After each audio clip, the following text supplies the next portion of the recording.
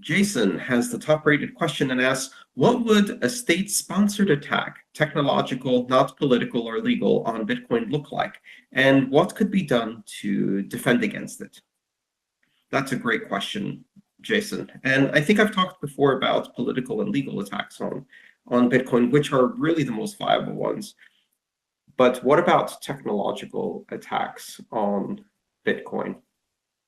So I think the most obvious technological attack is to try to block traffic, use denial of service attacks, flood the network with fake nodes that provide fake information, or delay things by clogging up all of the available connections on the real nodes, and then don't relay transactions and don't relay blocks, or collect information in order to do various types of analytics and clog up all of the connections on all of the nodes.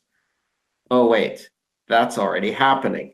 And other types of attacks might be specific types of attacks that have to do with the packet inspection. So looking at traffic on the internet, trying to determine which of that traffic is Bitcoin-related traffic, and trying to block that traffic. Of course, all of these technological attacks have and will create various countermeasures.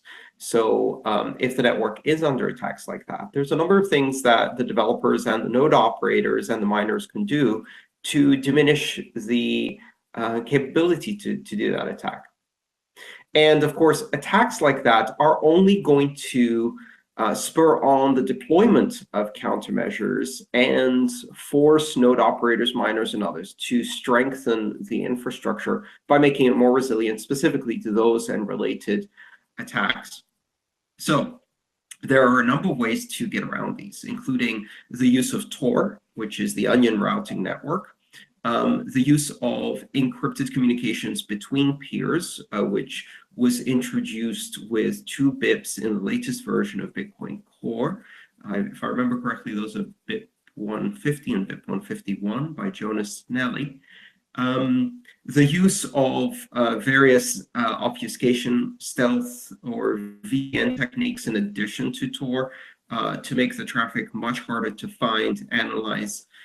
The use of filler traffic, where packets are transmitted whether or not the transaction exists, just to fill up the network so that you can't do traffic analysis on it, as well as the use of alternative communication channels, direct modem connections between important nodes, for example, direct satellite connections. So either satellite broadcast, which is a project that Blockstream has been working on, which allows your node to receive the blocks and transactions from a satellite, in addition to network connectivity, or even private satellite channels for important uses like miners. Direct satellite connections have a bit of latency, but if you're being blocked, that's a price worth paying.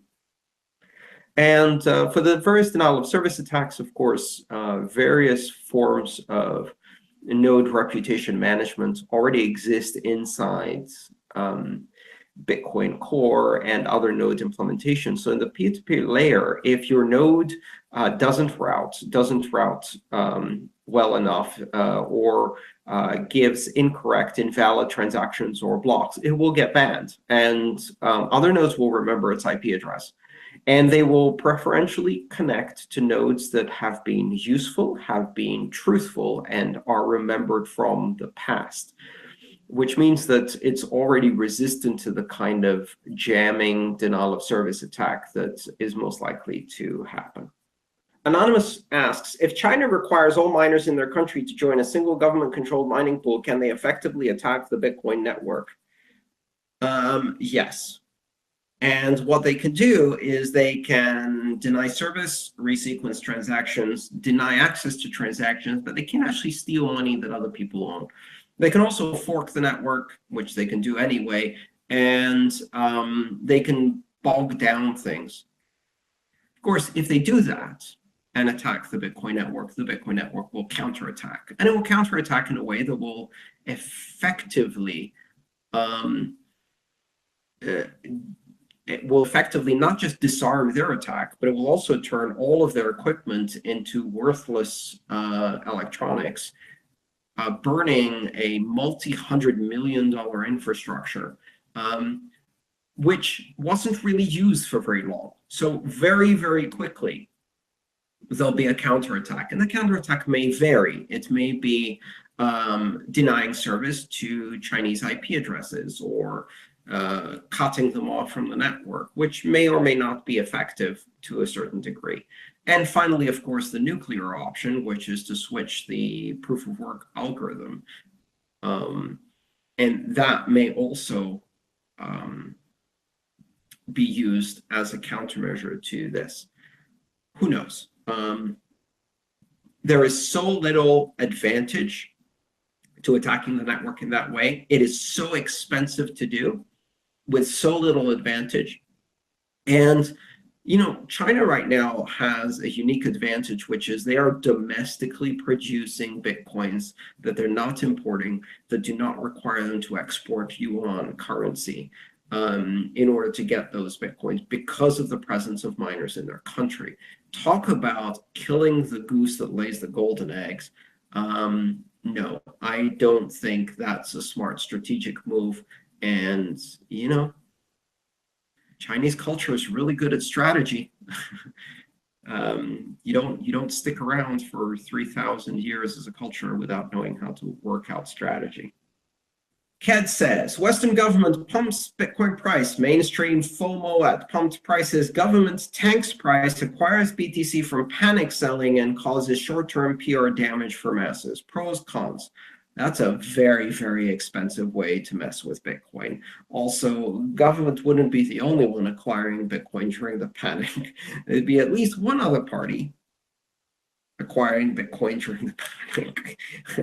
So, as well as a lot of other people who have a long-term perspective of this and are not FOMOing, are not chasing after the pumped prices now. And I think there's a lot of sophisticated investors who can use the futures market to also make a lot of money, making this the kind of very expensive maneuver. Let's look at some parallels from history. If it was that simple, and a lot of people will tell you that the gold and silver markets are manipulated, and I have no doubt about that. I think the gold and silver markets are manipulated to a great extent, but they still can't do what you just described here, this kind of pump and dump. They can keep supply or demand for quite a long time by playing very big moves in the market, but they can't do this kind of pump and dump, FOMO-driven price fluctuation because it gets very, very expensive very, very quickly. And it doesn't really achieve much. If anything, if it worked exactly as you're talking about, where the government then comes back in, buys lots of Bitcoin from the panic selling, they'll drive the price back up. So what do you teach the markets? You teach the markets, hey, it can drop, but if it drops, it's also coming back. And if you teach the markets that, then they won't let it drop in the first place, because as soon as it starts dropping, they're like buying the dip because they think it's going to come back. And that means the drops become shorter. And the whole pump and dump thing gets very expensive. So, yeah, I think a lot of people are worried about these, don't really understand how markets work. And I probably don't either. But I'm not that concerned about governments manipulating the price to that extent in a way that's not very expensive to them for very little return in terms of the effect. MJ asks, do you think that the United States and European Union may be forced to embrace Bitcoin due to smaller nations doing it first? That's a fascinating question. Yes, I think we're going to start seeing a lot more geopolitics play in this space. As more nations are implementing their own cryptocurrencies, often cryptocurrencies backed by resources like oil or minerals that are available in that country, and using that sometimes to bypass sanctions imposed by some of the superpowers, or sometimes just to get more sovereignty, really. And using that, connecting that concept that cryptocurrency security equals sovereignty, First for small nations, first for rogue nations, sure, okay. First for criminals, sure, okay. And then the rest of them get jealous. They're like, oh, these criminals are doing a lot of privacy and sovereignty. And I'm not a criminal, but I like me some privacy and sovereignty. These rogue states are doing a lot of privacy and sovereignty, but I'm not a rogue state, but I'd like me some sovereignty too. That changes the strategic and geopolitical impact of the whole cryptocurrency space. In fact, the entire monetary system itself. So yes, I think the EU and the US are forced to reckon with the fact that when they squeeze things out of their respective jurisdictions, there are plenty of other countries that go, hey, we'll take you. Singapore, Switzerland, Malta, a whole bunch of other small countries that may make a play to become the next Switzerland, the next Cyprus, the next Singapore, the next Hong Kong, by using cryptos geopolitically. So yes, I think that puts a lot of constraints on the actions of superpowers. In fact, what it does is it decentralizes geopolitical power, which is as it should be. The next question comes from Nacho. And Nacho asks, if you were a state actor that was comfortable, say, carrying $200 trillion in debt and unfunded liabilities, how would you attack Bitcoin given your ability to print money and run deficits? Could you spin up 100,000 nodes? Could you take over consensus in some other way? What does the network response to your most likely attack look like? So thank you, Nacho, for that question. I think that because we're engaged in technology, we assume that the types of attacks that this system will face are going to be technological attacks. But that doesn't really make a lot of sense. If I'm a state actor and I want to attack a cryptocurrency, I would use technology as the absolute last form of attack. Why would I go and play in the turf of the other party? Like, technology is what we do, and we're damn good at it, and most governments are not that good at technology. It's like trying to attack a young person on social media. They're much better at social media than you are. And you don't attack a technology platform using technology. That's not very good. You're going to lose that. It's asymmetric warfare where the technologies have significant advantage. No. I would attack it by creating legal uncertainty. How about making it so that you have to file capital gains for every single dollar you spend, even if it's for a pack of gum or a cup of coffee, to make it impossible to engage in regular commerce? Instead of treating it like a foreign currency or any type of currency, treating it like a commodity. Oh wait, they already did that, which is why it cost me more in my accounting fees than my capital gains in order to do my tax reporting. How about making it legally vague as to whether you're allowed to hold it or not to hold it? How about creating various ways of scaring the middle class and the mainstream? How about using propaganda and media and dropping announcements by officials about how this technology can't be trusted, you're likely to lose your money, and we're all drug dealers and criminals anyway? Those are much more effective. And finally, how about using paid sock puppets to infiltrate every public forum and start screaming and creating dissent and noise and drama and accusing everybody of being a paid shill of X and a paid shill of Y and lying and being fraudsters and scammers and creating all of this loud, noisy drama? I mean, who wants to engage in cryptocurrency when all of the people in the space seem so nasty and dramatic? Well, most of those people are not in the space.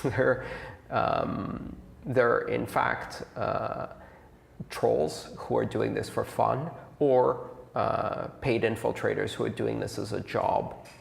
Just recently we found out, for example, that I believe it was in Poland, the central bank paid a YouTube artist $30,000 to create this laughably bad public service announcement type video where they make crypto look bad by having this guy take his girlfriend to a pizzeria and then he tries to pay with crypto and he can't, so she walks out. And it was just ridiculous. Anyway, this kind of propaganda is definitely happening. State actors, if they want to attack a grassroots movement, use infiltration, surveillance, intimidation, coercion, blackmail, rumors, and drama. They've done that with every grassroots movement in history, and it is naive to think that they're not doing it this time. Why not? Of course they are. So state actors do not use overt, direct, and technological attacks, especially not against technologists. They're going to use covert, underhanded, and mostly psychological and reputation and sentiment attacks to attack this technology, and they already are doing so. Banksters versus Bitcoin. Ivan asks, as big banks, governments, ruling organizations are threatened or should be threatened by Bitcoin, eventually they will lose money and power. How do you see this big upcoming battle playing out? It's very difficult to predict how this battle will play out. I'm actually gratified by the fact that so far, the main reaction has been to underestimate the threat. And there's one advantage here, which is that incumbents, big incumbent organizations, historically massively underestimate the threat of disruptive technologies until it's too late to do anything about it. Whether it is Kodak underestimating digital cameras and then getting steamrolled by Nokia, which wasn't even a camera manufacturer, whether it's car companies underestimating Tesla, whether it's Walmart underestimating Amazon and online shopping, whether it's Blockbuster underestimating Netflix. Until very, very late into the competition, you were still hearing many of the executives of these companies saying, we have 100 years of tradition behind us, loyal customers, the tangible quality of analog film, the eternal joy of analog photography. These new technologies will not possibly overtake us. Nobody will want to shop online. Nobody can really stream videos online. People like rewinding VHS cassettes. Okay, they never said that one, but still, hubris, dismissive attitudes, complacency are characteristics of large incumbent organizations. So one of the things that makes me optimistic is that I think they will continue to underestimate Bitcoin, and I hope they do for a very long time, until it's way, way too late to do anything. And even if they did figure it out and wanted to try to do something, they don't really have too many options. They can't compete against it because the very architecture of these organizations is centralized, and they can't compete against decentralized threats. They can't regulate it out of existence because regulation is the first thing that this technology disrupts. They can't prevent people from using it because in the places where it's needed most, people are so desperate to use technologies to gain their financial freedom that they will break any law put in their place and risk imprisonment or worse, as we've seen in places like Venezuela. They can't intimidate people from stopping to use it. And so in the end, there's really not much they can do. But still, I'd rather they didn't figure that out until a lot later. Somewhat of a related question. In Yes. your view, what's going to be the geopolitical impact of this, especially when it comes to pegged currencies or rogue nations? Yes.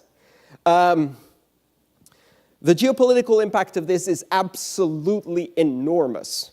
And part of the reason for that is because over the last 50 years, we have converted money from being a store value medium of exchange and unit of account into being a system of control and a geopolitical pawn in a global game. And when you have national money, what I call flag money, you remember the old airlines that had a flag on the tail? right? Those are obsolete, but now that's happening to money.